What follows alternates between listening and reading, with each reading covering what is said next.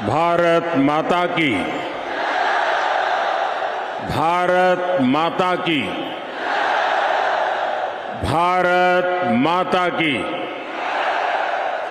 मैं कहूंगा, पंडित दीनदयाल उपाध्याय, आप सब 2 बार बोलिए, अमर रहे, अमर रहे।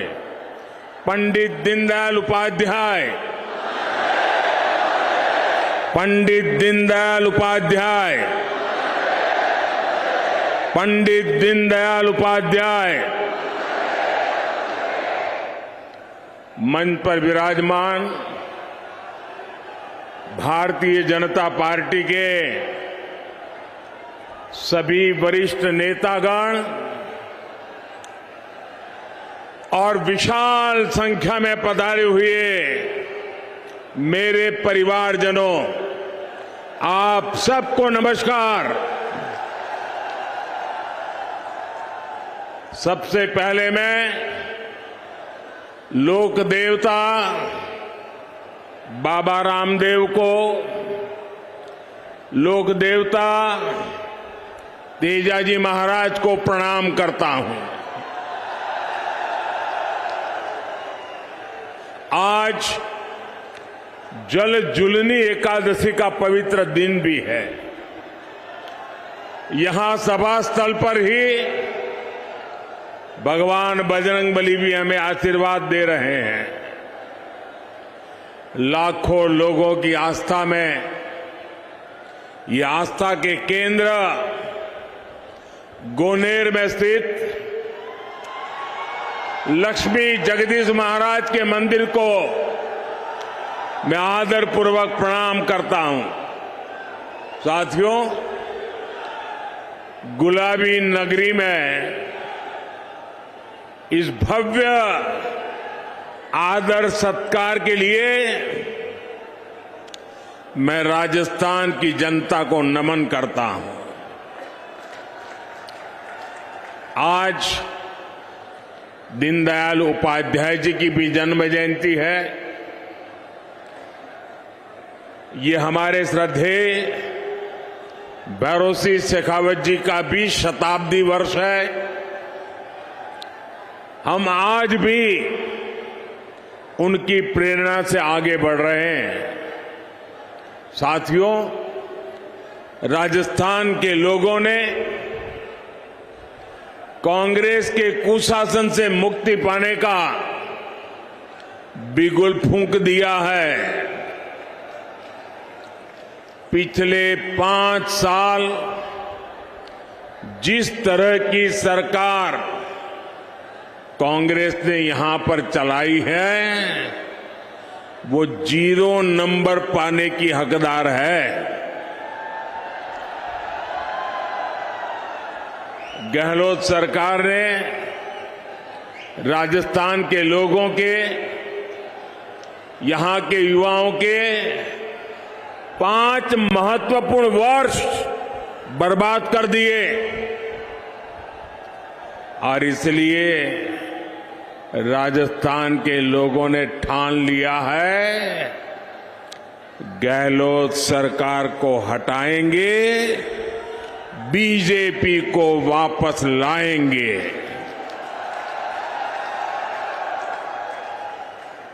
मैं साफ देख रहा हूं, राजस्थान में अब परिवर्तन होके रहेगा। राजस्थान के कोने कोने में जो परिवर्तन संकल्प यात्राएं भाजपा ने निकाली है, उन्हें बहुत जन समर्थन मिला है। ये साफ संकेत है कि राजस्थान का मौसम बदल चुका है।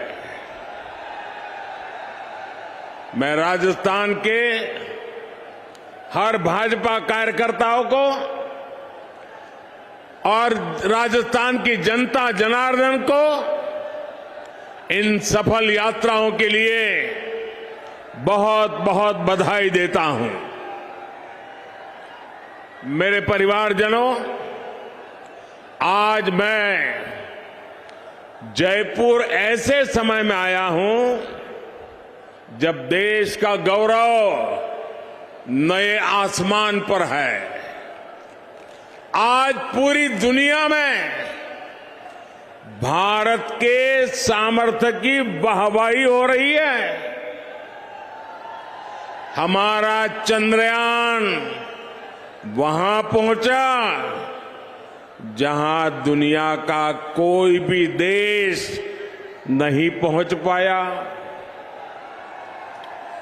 G20 में भारत की सफलता से भारत के विरोधी देश भी हैरान है, परेशान है।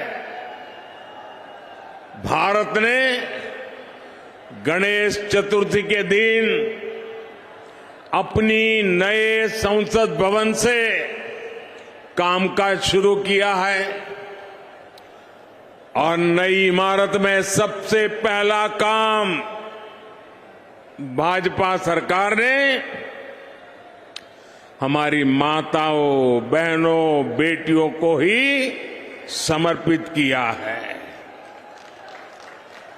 अनेक दशकों से हमारी माताएं, बहनें लोकसभा और विधानसभा में 33% आरक्षण की आस लगाए बैठी थी। माताओं, बहनों की ये उम्मीद किसने पूरी की? माताओं, बहनों की उम्मीद किसने पूरी की? किसने पूरी की? किसने पूरी की? ये आप मुझे बताइए, कितने महिलाओं को आरक्षण दिलवाया? महिलाओं को आरक्षण किसने दिलवाया? आपका जवाब गलत है।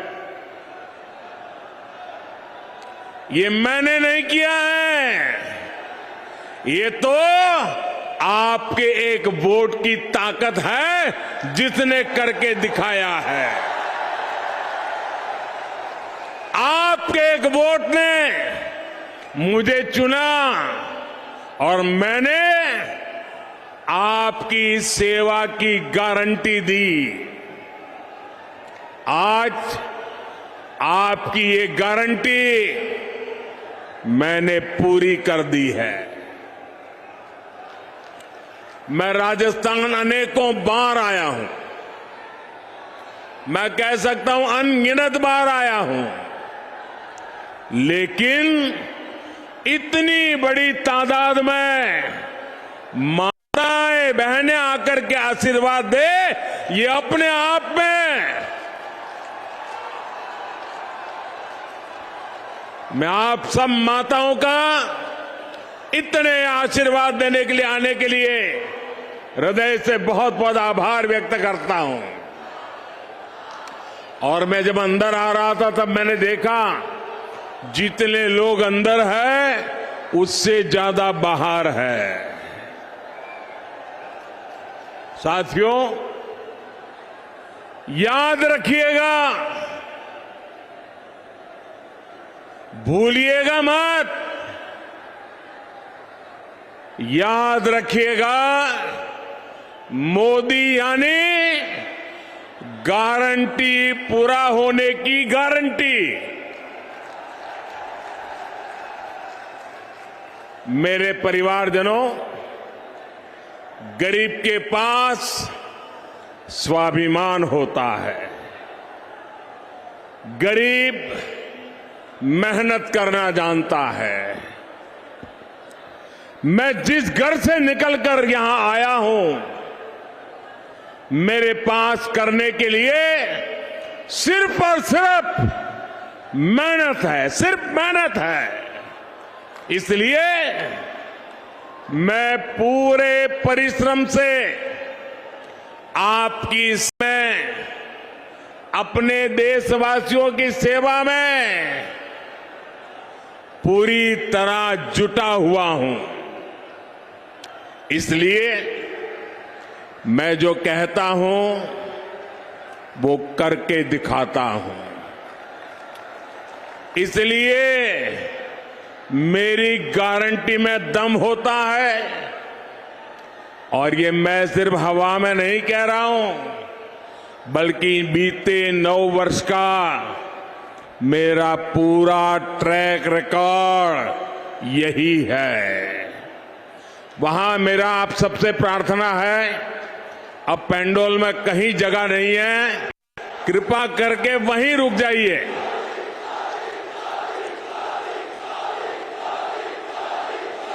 आप जहां हैं वहीं रुकिए। मैं आपके प्यार के लिए आपका बहुत बहुत आभारी हूं। बहुत बहुत धन्यवाद आपका।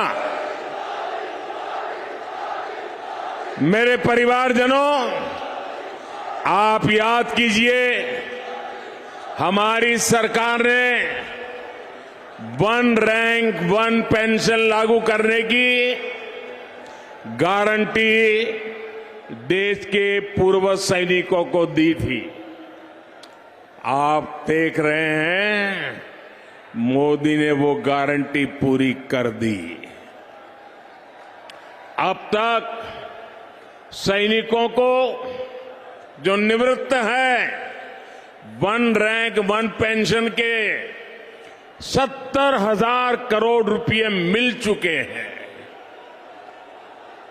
अब आप कल्पना करिए, कांग्रेस जब सरकार में थी तब उन्होंने 500 करोड़ रुपए की पोटली बनाकर वो झूठ बोलती थी कि वो 1 रैंक 1 पेंशन लागू करेगी। कहां 500 करोड़ और कहां 70,000 करोड़। ये भाजपा सरकार है जिसने 70,000 करोड़ रुपए देकर 1 रैंक 1 पेंशन को लागू किया है। साथियों, जब नीयत साफ होती है, जब खुद पर भरोसा होता है, तो गारंटी पूरी करना सरकार की पहचान बन जाती है। हमने भ्रष्टाचारियों के विरुद्ध कड़ी कार्रवाई की गारंटी दी थी। आज देश के भ्रष्टाचारियों पर कानून का जो डंडा चल रहा है, वो सब देख रहे हैं।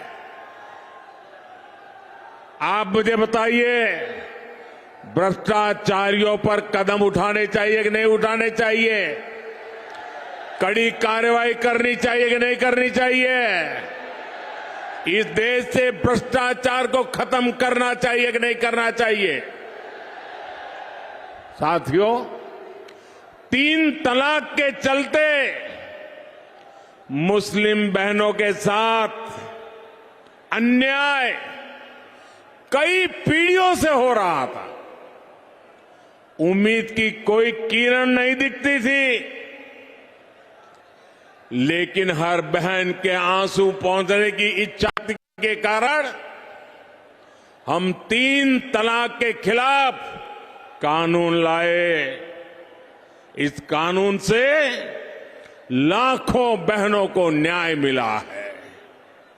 मेरे परिवारजनों, कांग्रेस की कभी नीयत नहीं थी कि वो देश की महिलाओं को सशक्त करे।